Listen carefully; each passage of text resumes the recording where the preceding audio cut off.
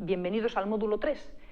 Aquí vamos a continuar con la ética en la investigación en seres humanos, pero una vez que ya hemos visto en el módulo 2 en qué consiste una investigación éticamente aceptable y qué es lo que nos van a evaluar los comités de ética en la investigación clínica. Ahora, ¿qué es lo que vamos a ver aquí? Los distintos tipos de investigación y ya aspectos específicos de cada tipo de investigación. Vamos a empezar por, digamos, la clásica, por el comienzo de la investigación y de los criterios éticos para la investigación en seres humanos, por la investigación biomédica.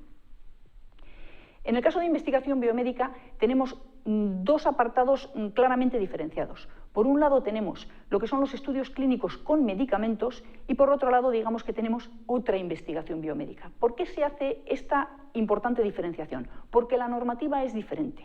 Cuando estamos tratando con medicamentos hay una normativa específica, tanto normativa interna en nuestro país, con un decreto del 2004, como un reglamento europeo que acaba de ser aprobado, que pretende uniformizar la regulación de este tipo de investigación en todos los países europeos, en todos los países de la Unión. Y además tenemos los protocolos de las agencias del medicamento y productos sanitarios, de la española o de la europea, dependiendo del caso. El resto de la investigación biomédica tiene diferente regulación, normalmente más sencilla. La investigación con medicamentos está sujeta a normas mucho más estrictas y a unos criterios de transparencia también mucho más específicos. Bien, vamos a ver en qué consiste realmente el ensayo clínico con medicamentos o, como se tiende a llamar ahora, el estudio clínico con medicamentos para incluir ensayos y otro tipo de estudios siempre y cuando tomemos como pauta medicamentos que han de ser comercializados para uso humano. Bien. Un ensayo clínico supone un estudio experimental y prospectivo en el cual el propio investigador controla todas las variables. Se toma un grupo control, se toma un grupo experimental y pruebo este nuevo medicamento en el grupo experimental. La asignación es aleatoria y teóricamente es el mejor estudio clínico. Es la base de lo que se llama la medicina basada en la evidencia. Se utiliza constantemente como paso previo a la comercialización de estos medicamentos. Bien, cuando hablo de medicamentos, bueno, aquí está una de las definiciones, volvemos a la Real Academia, pero en principio, cuando hablamos de medicamento, hablamos de fármaco de forma indistinta. Bien. ¿Por qué esta regulación tan estricta de los medicamentos? Se suele considerar que el detonante de controlar perfectamente la comercialización de fármacos fue con lo que se llamó la catástrofe de la talidomida. Este fármaco, que vuelve a ser otra vez en los años 60 del siglo XX, cuando ocurrió todos estos escándalos y exposición pública de determinados experimentos, lo que ocurrió con la talidomida fue la comercialización de un fármaco que efectivamente había pasado todos los controles previos, incluso los ensayos en modelo animal, habiendo pasado todos los controles de seguridad.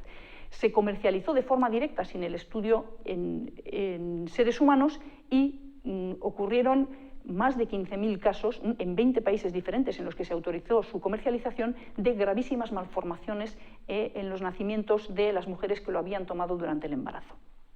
Esto supuso, digamos, el detonante para regular de manera estricta.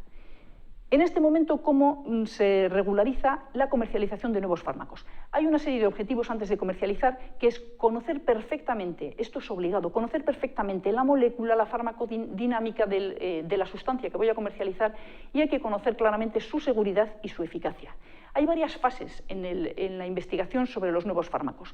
En primer lugar, esta fase de diseño, selección de la molécula, se aísla, se fabrica, se modifica en el laboratorio, es decir, toda la fase de biotecnología. Aquí todavía no tocamos seres humanos ni ninguno de los temas que estamos tratando en este curso. Pero luego entramos en lo que es el estudio preclínico y el estudio clínico. En el estudio preclínico, una vez que tengo ya diseñada la molécula, aparte de hacer pruebas físicas o químicas, entramos ya en la fase de investigación en cultivos celulares y en modelo animal.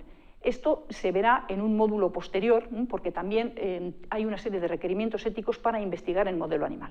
Pero aquí estamos en seres humanos y esto es una fase previa. El modelo animal ha de ser superado, es decir, tengo que comprobar que mi fármaco es seguro y eficaz en el modelo animal, antes de poder pasar a la fase de investigación, clínica.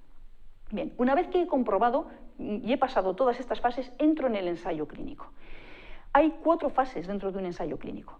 En la primera fase, siempre se habla de ensayo clínico de fase 1, lo primero es la seguridad. Es decir, este fármaco, que hasta el momento es seguro en animales, ¿es seguro en seres humanos o provoca reacciones adversas?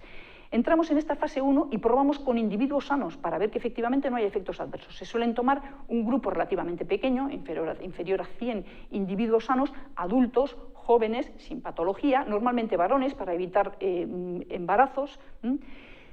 Y una vez que se comprueba que efectivamente no se producen efectos adversos, podríamos ya entrar en la segunda fase. Para entrar en la fase 2, una vez que sé que el medicamento es seguro, ya tengo un mayor número de participantes y voy a comprobar la eficacia. Me interesa saber si funciona o no para la patología para la que estoy proponiendo este fármaco. Aquí ya tenemos un grupo control y un grupo de enfermos. Y empezamos a ver si el medicamento es eficaz o no. Si no lo es, paramos. Si parece que lo es, pasaríamos ya entonces a una fase tercera. Ahora ya sí a gran escala. Ya empezamos a hacer estudios multicéntricos en diferentes hospitales, incluso en diferentes países, es decir, en grupos muy importantes, miles de participantes en los que ya vamos a comprobar verdaderamente la eficacia de este fármaco antes de su comercialización. La fase 4 ya es la fase de farmacovigilancia, puede ser incluso post-comercialización. Ya he visto que es seguro, que es eficaz y lo saco al mercado. Mientras estoy con el fármaco utilizándolo ya por sus efectos terapéuticos y su eficacia, tengo que seguir vigilando. Pueden aparecer, incluso después de su comercialización, efectos adversos que pueden hacer necesaria incluso su retirada del mercado. Bien, en principio, antes de la autorización de comercialización y antes del comienzo del ensayo, tiene que haber una autorización por parte del Comité de Ética en la Investigación. Además, se obliga a que haya publicidad. Hay una obligación de registrar en registros públicos de acceso general los ensayos clínicos con medicamentos antes de comenzar. Hay una normativa muy estricta en cuanto a controles y seguimientos. Hay veces en que los riesgos pueden ser elevados, a pesar de que se hayan pasado todos los controles y a pesar de exigir eso los estudios previos en modelo animal. Y hay muchos conflictos de intereses en los temas de medicamentos porque hay importantes intereses comerciales. Y finalmente, además, suelen ser multicéntricos, internacionales, con lo cual la normativa a aplicar puede ser muy compleja. Muy importante, todas las autorizaciones previas, seguimientos, controles y la transparencia. Se está haciendo hincapié últimamente en la transparencia a la hora de proponer ensayos y otros estudios clínicos con medicamentos. Hay que registrar el ensayo antes de empezarlo y en este momento, además de presentar el protocolo completo del ensayo y seguir un doble control por parte del Comité de Ética en Investigación Clínica y por parte de la Agencia del Medicamento, se exige desde 2014 que se publiquen los resultados en una base de datos de acceso público, sean buenos o malos estos resultados. Bien, los seguimientos específicos suponen como mínimo informes periódicos, informes finales, notificaciones de acontecimientos adversos, notificaciones de desvíos de protocolo y siempre control por una doble instancia, agencias de medicamento y el Comité de Ética en la Investigación, además de poder ser controlados por otros servicios de inspección. Bien, ya veo que esto está extraordinariamente controlado antes de comercializar, pero realmente ¿la investigación con medicamentos es realmente la investigación de mayor riesgo o podemos pensar en otro tipo de investigación biomédica con riesgos muy elevados?